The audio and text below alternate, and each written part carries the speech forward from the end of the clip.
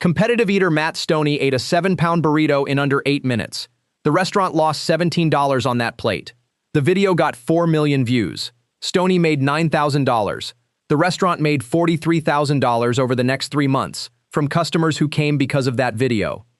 One person lost money. 2 people made money. That math does not work until you understand what the burrito actually is.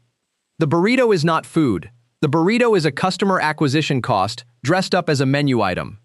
Every food challenge follows the same hidden structure. The restaurant loses money on the challenge plate itself. They make it back on everything that happens afterward. The creator makes money from ad revenue and sponsorships. The restaurant makes money from the crowd that shows up after the algorithm pushes the video to millions of people. Both sides win, but only if they understand what they are actually selling. Start with the challenge item itself. A 7-pound burrito contains 3 pounds of rice, 2 pounds of beans, 1.5 pounds of meat, and half a pound of cheese, vegetables, and tortilla. The wholesale food cost is $12. Add labor, overhead, and waste, and the total cost is $16 to $19 per plate. The restaurant sells it for $35. That looks like a $16 profit. It is not. The average completion rate on extreme food challenges is 12 to 18%. That means 82 to 88% of attempts fail. On a failed attempt, the customer eats half the plate, gives up, and the restaurant throws away $12 of food. The customer still pays the full $35, but the restaurant just wasted half their food cost on a plate that went in the trash. Now add the time factor. A food challenge attempt takes 45 to 90 minutes of table time. A normal table turns twice during a dinner shift. A challenge table turns once. That is lost revenue from the second seating. The restaurant is not making money on the challenge. The restaurant is paying for something else. Here is what they are paying for. When Matt Stoney posts a food challenge video, it reaches between 2 and 6 million people in the first week. The restaurant name appears in the title, the thumbnail, the first 10 seconds of the video, and multiple times throughout. That is brand exposure the restaurant cannot buy with traditional advertising. A local restaurant would pay $8,000 to $25,000 for a radio or billboard campaign that reaches 100,000 people in their metro area. A food challenge video reaches 2 million people nationally for the cost of 1 plate of food. The equivalent advertising value is between $60,000 and $150,000. But the restaurant is not paying for impressions. They are paying for customers. The average food challenge video converts 0.5 to 1% of viewers into actual restaurant visitors over the following 90 days. A video with 2 million views brings in 10,000 to 20,000 new customers. Not all at once. Over 3 months, in waves. Most of those customers do not attempt the challenge. They come to see the spectacle, they bring friends, they order normal menu items. This is where the restaurant makes money. A party of 4 walks in because they saw the video. 1 person might attempt the challenge. 3 people order normal menu items. Each normal entree costs the restaurant $7 to $9 in food and labor and sells for $20 to $30. That is $11 to $21 in profit per plate. 3 normal orders generate $33 to $63 in profit. Subtract the $14 loss on the challenge attempt, and the restaurant nets $19 to $49 from that table. That is just the first visit. 30 to 40% of first-time visitors return within 6 months. The average returning customer visits twice per year and spends $30 to $45 per visit. Over 2 years, each acquired customer generates between $180 and $360 in lifetime revenue, with a 40% profit margin. That is $72 to $144 in lifetime profit per customer. The restaurant paid $14 to acquire them. That is a 5 to 10 times return on investment. This is why the restaurant loses money on the burrito. The burrito is not the product. The burrito is the ad spend. Now flip to the creator side. Matt Stoney has 11 million subscribers. His food challenge videos average 3 to 5 million views. YouTube pays creators based on CPM, which stands for cost per thousand impressions. Food content typically runs a CPM between $3 and $7, depending on the audience demographics and advertiser demand. A video with 4 million views generates $12,000 to $28,000 in gross ad revenue. YouTube takes 45%. The creator takes 55%. That leaves $6,600 to $15,400 in net ad revenue per video. But the creator has costs. Travel to the restaurant if it is not local. Equipment if they do not already own it. Editing time or editor payment if they outsource. A professional editor charges $500 to $2,000 per video, depending on complexity. Travel costs add another $200 to $1,000 depending on distance. Total production cost per video runs between $700 and $3,000. Subtract that from net ad revenue, and the creator makes between $3,700 and $12,400 per video. That is just ad revenue. The real money is in sponsorships. A creator with 5 to 10 million subscribers charges $15,000 to $60,000 for an integrated sponsorship. Food delivery apps, meal kit services, kitchen equipment brands, and supplement companies all pay creators to mention their products in food challenge videos. A sponsored video brings in total revenue between $20,000 and $70,000. That is the difference between a sustainable creator business and someone who burns out in 6 months. But here is the problem nobody talks about. The human body can only handle a limited number of extreme food challenges before serious health consequences appear. Competitive eaters train for years to expand stomach capacity and manage metabolic stress. They practice portion control between competitions. They maintain strict workout regimens to offset calorie intake. A casual creator attempting 3 to 4 challenges per week will experience rapid weight gain, digestive issues, insulin resistance, and cardiovascular stress within 6 months. The YouTuber Nikocado Avocado documented this decline in real time. He started mukbang content at 150 pounds. Within 3 years, he gained over 200 pounds and developed multiple health conditions. This creates a sustainability crisis. The creator needs consistent uploads to maintain algorithm favor and revenue, but each upload takes a physical toll that limits future uploads. The math breaks down fast. If a creator needs 8 videos per month to maintain their revenue target, and each challenge requires 3 days of metabolic recovery, they can only sustain 5 to 6 challenges per month maximum. They either burn out, pivot to lower impact content that gets fewer views, or they continue and destroy their health. The creators who survive long-term solve this in one of 3 ways. First, they reduce portion sizes and add entertainment value through other means. They do speed-eating competitions with normal portions instead of volume challenges. They add spicy food tolerance tests. They create taste test content that generates views without requiring massive calorie intake.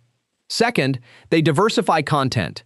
They mix food challenges with restaurant reviews, cooking tutorials, and food science content. This maintains the audience while reducing the physical frequency of extreme challenges. Third, they build teams. They hire other eaters to appear in videos, rotating the physical burden across multiple people while maintaining the channel brand. This only works once the channel reaches a certain revenue threshold. Most creators do not survive long enough to implement these strategies. They chase the initial success of their first viral video and burn out trying to replicate it. Now look at what happens on the platform side. YouTube prioritizes food challenge content because it delivers high watch time and strong engagement metrics.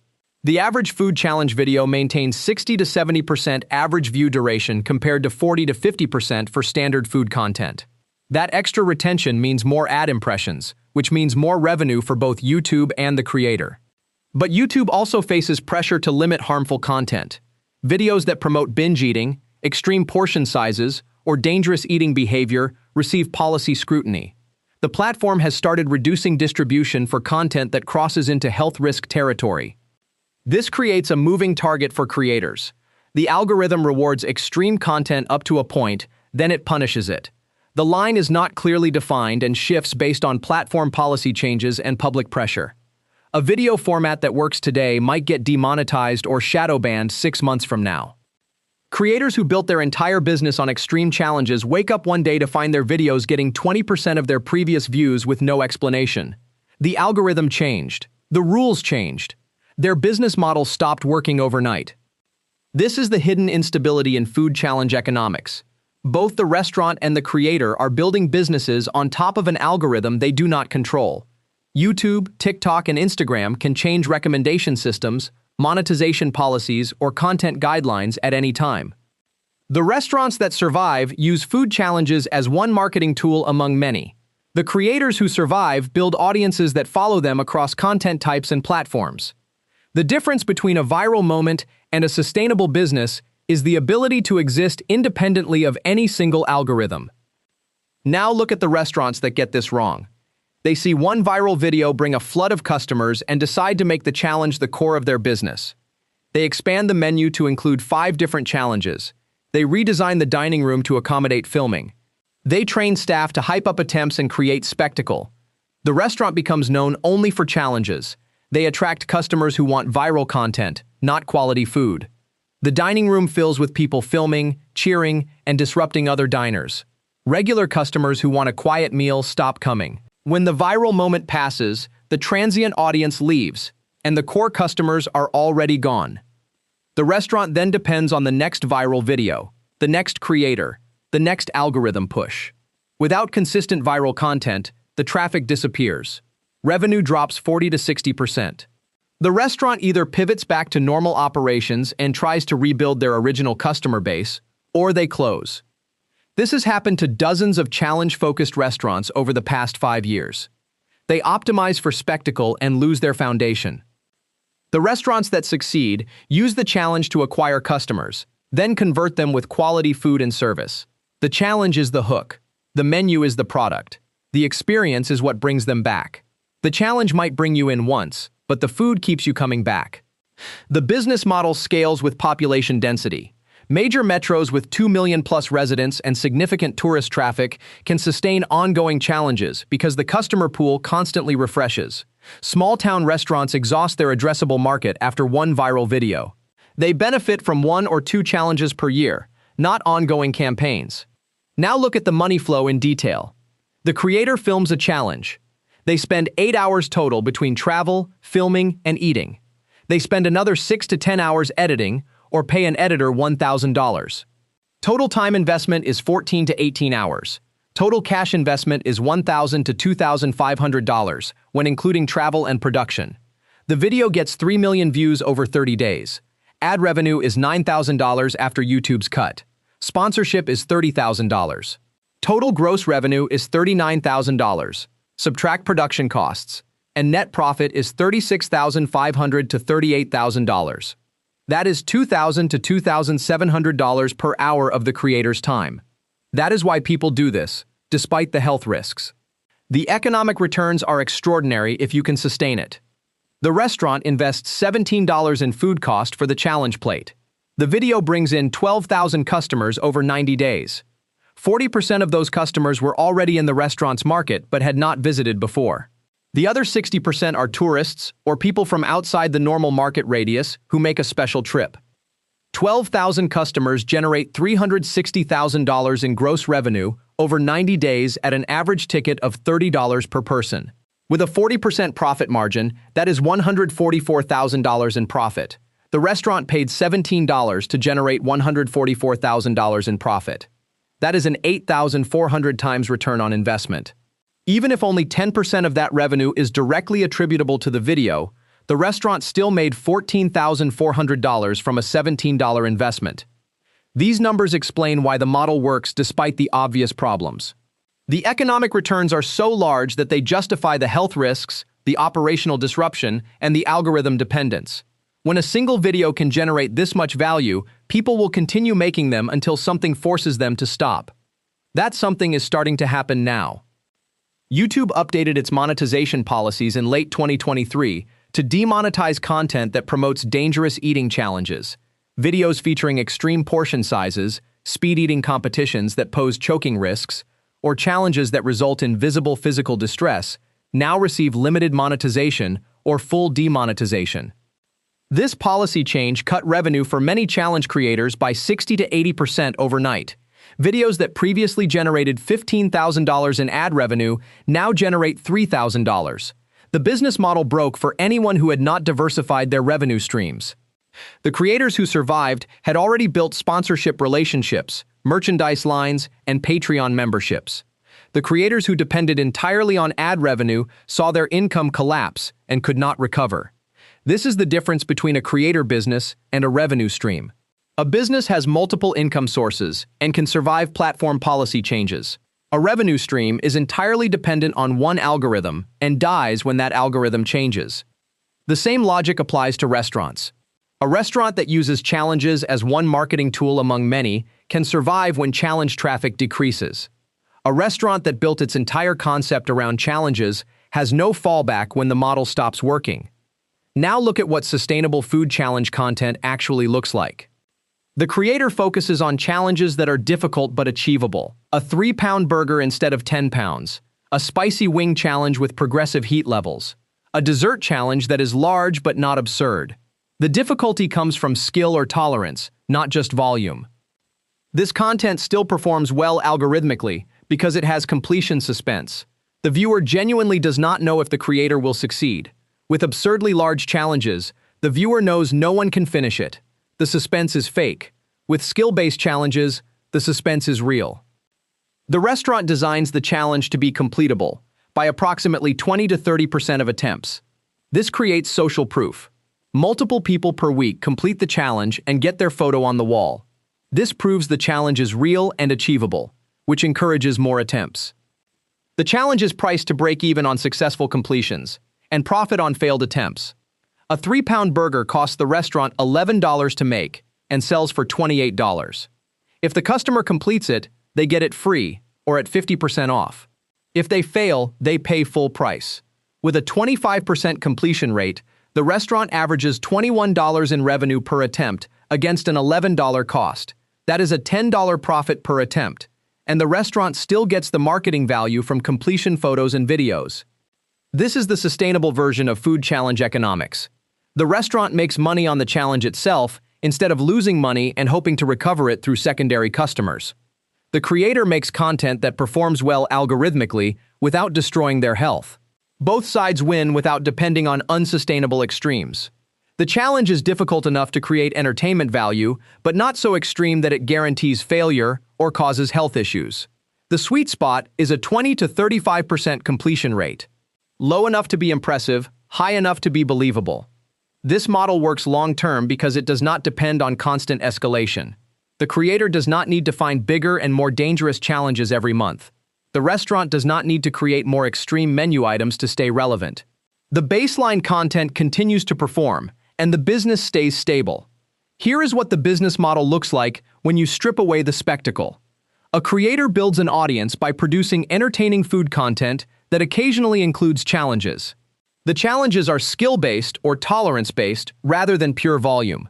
The creator diversifies revenue across ad sales, sponsorships, merchandise, and membership platforms. Total monthly revenue is $15,000 to $50,000, with production costs under $5,000. A restaurant uses food challenges as a quarterly or biannual marketing event rather than an ongoing menu feature. They design challenges that are achievable and profitable on their own, rather than loss leaders. They convert challenge customers into regular customers through food quality and service.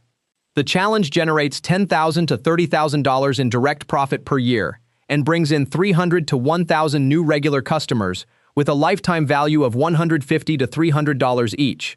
The total economic value of one challenge campaign for the restaurant is between $55,000 and $310,000 over 2 years. The total cost is under $5,000 in food, labor, and promotion. That is an 11 to 62 times return on investment. The creator produces 20 to 30 challenge videos per year, mixed with other food content. Each challenge video generates $20,000 to $50,000 in total revenue. Annual revenue from challenge content is $400,000 to $1.5 million. Production costs are $60,000 to $150,000. Net profit is $340,000 to $1.35 million per year. These are the real numbers when the model works correctly. Not every creator or restaurant hits these numbers. Most fail.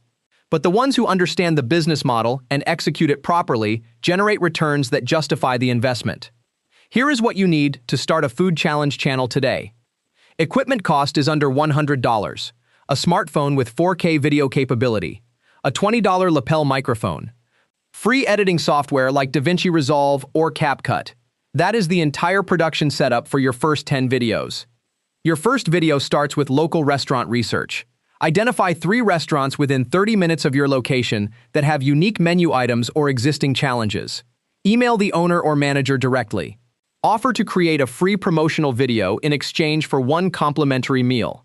Explain that their restaurant name appears in the title and thumbnail. 2 out of 3 will say yes. Film your first attempt with these parameters.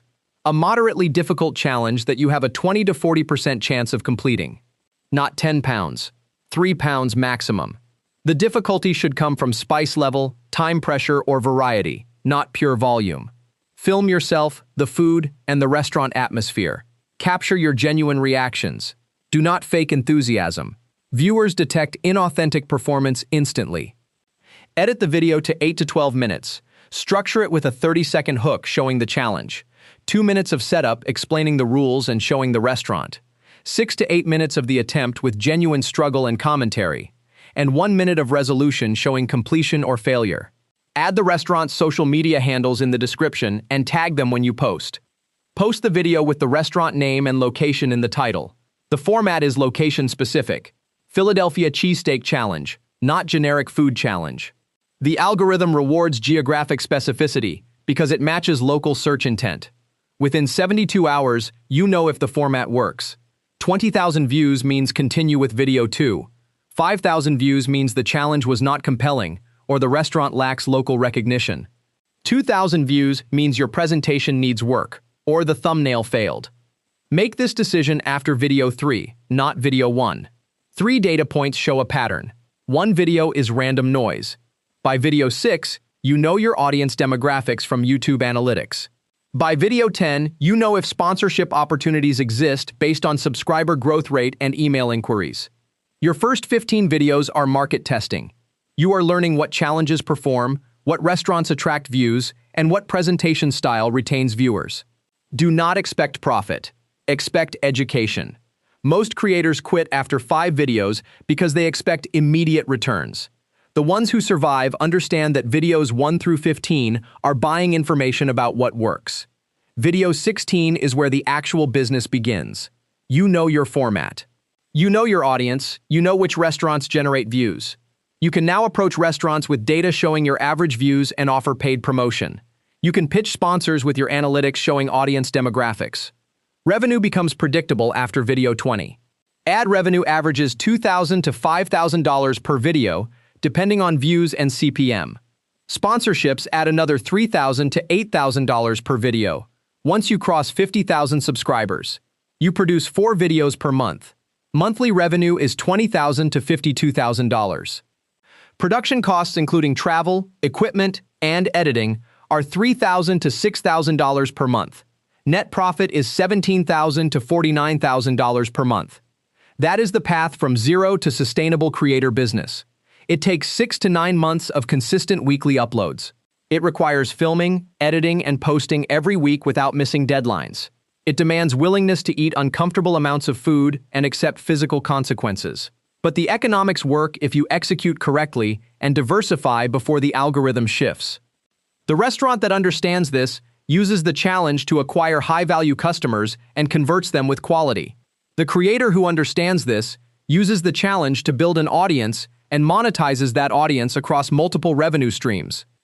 The platform promotes content that generates engagement without promoting harm. When all 3 understand their role, the system generates extraordinary returns for everyone involved. When any one party misunderstands their role, the system collapses and everyone loses. This is how food challenges make money.